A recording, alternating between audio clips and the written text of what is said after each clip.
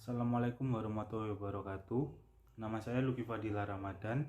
Pembahasan saya kali ini membahas tentang tujuan dan fungsi Bank Inggris.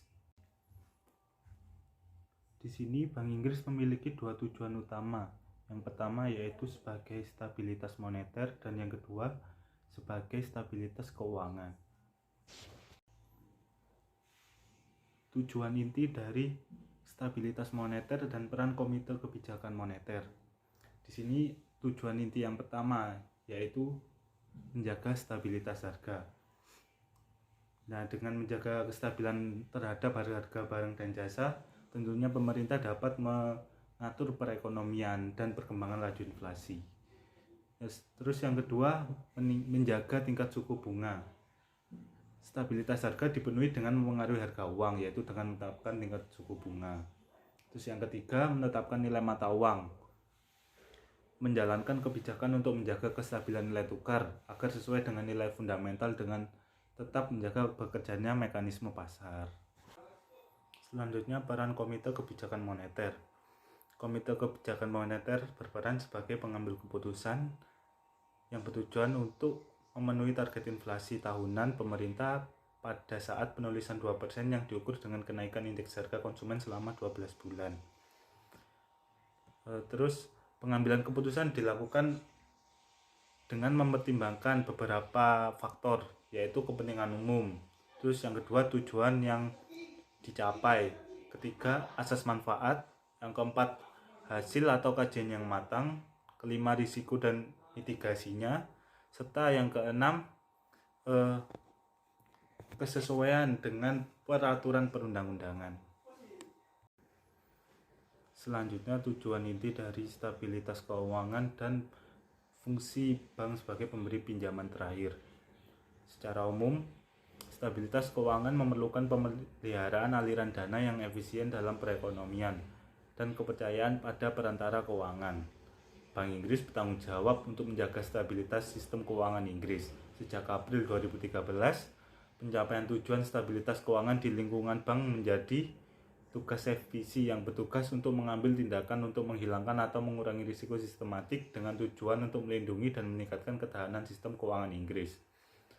Tujuan dari stabilitas keuangan diupayakan melalui operasi keuangan bank, termasuk sebagai pemberi pinjaman terakhir. Keputusan FPC, peraturan kehati-hatian terhadap lembaga keuangan, peran bank di sini sebagai otoritas resolusi dan pengawasan dan pengaturan bank pembayaran, clearing dan infrastruktur penyelesaian. Bank Inggris sebagai pemberi pinjaman terakhir. Artinya di sini Bank Inggris merupakan lembaga dalam sistem keuangan yang bertindak sebagai penyedia likuiditas kepada lembaga keuangan yang mendapati dirinya tidak dapat memperoleh likuiditas yang cukup di pasar pinjaman antar bank dan fasilitas atau sumber lainnya telah habis. Nah, namun tidak berarti bahwa Bank Inggris menjamin solvabilitas setiap lembaga perbankan di Inggris, karena pada situasinya bahwa Bank Inggris siap untuk menampung kekurangan uang tunai di sektor perbankan karena juga adanya bantuan dari sektor swasta non-bank.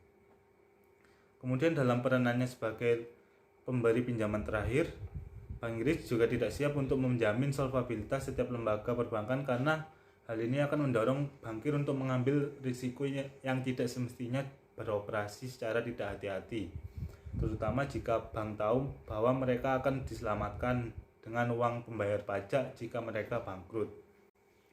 Dengan kata lain, Bank Inggris di sini dapat meminjamkan uang kepada lembaga bermasalah untuk menghindari kemungkinan krisis sistemik yang mungkin timbul sebagai akibat dari kegagalan bank tersebut. Jadi di sini Bank Inggris tidak membantu secara individu atau manajer dan pemegang saham mereka, karena tujuan Bank Inggris di sini yaitu untuk melindungi stabilitas sektor keuangan secara keseluruhan. Fungsi Bank Inggris sebagai pemberi pinjaman terakhir berubah sebagai akibat dari krisis keuangan pada tahun 2007 sampai 2009. Krisis tersebut memaksa bank sentral untuk menerapkan pemberi pinjaman terakhir secara lebih komprehensif termasuk menyediakan likuiditas dan agunan, melonggarkan standar agunan, mendukung lembaga keuangan bermasalah, membuka fasilitas likuiditas khusus, menurunkan suku bunga, kebijakan moneter ekspansif, dan menjadi market maker of last resort atau bank sebagai pembuat pasar terakhir.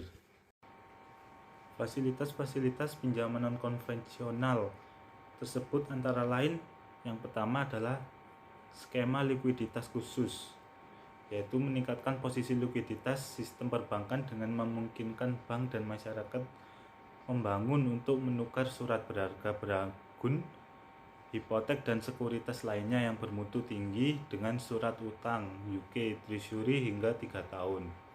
Yang kedua ada fasilitas jendela diskon, yaitu fasilitas bilateral yang dirancang untuk mengatasi guncangan likuiditas jangka pendek tanpa mengganggu insentif bank untuk pengelolaan likuiditas yang hati-hati.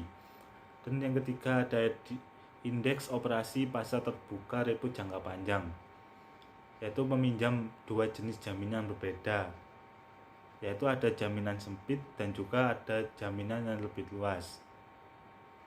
Yang jaminan sempit sesuai dengan sekuritas yang memenuhi syarat dalam operasi repo jangka pendek bank, dan set kedua berisi kelas yang lebih luas dari sekuritas hutang berkualitas tinggi.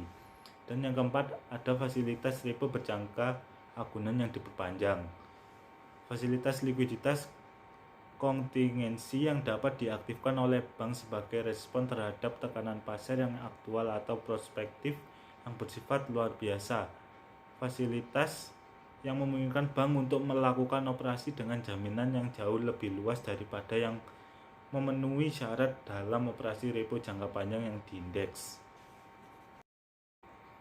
Dan kemudian Bank Inggris sebagai pembuat pasar pilihan terakhir. Bank Inggris tidak hanya menggunakan fasilitas pinjaman khusus, tetapi juga memperluas cakupan agunan dan mulai membidik tekanan likuiditas di pasar secara umum. Namun melalui Asset Purchase Facility (APF) atau fasilitas pembelian aset, Bank Inggris menjadi market maker of last resort. Nah, APF di sini memiliki tujuan untuk meningkatkan likuiditas di pasar kredit. Terus APF juga menyediakan alat tambahan yang dapat digunakan MPC untuk tujuan kebijakan moneter. Ketika APF digunakan untuk tujuan kebijakan moneter, pembelian aset dibiayai oleh pembentukan cadangan bank sentral. APF terus mengoperasikan fasilitas untuk memberi pembelian aset sektor swasta melalui skema pasar sekunder obligasi korporat dan fasilitas kertas komersial terjamin.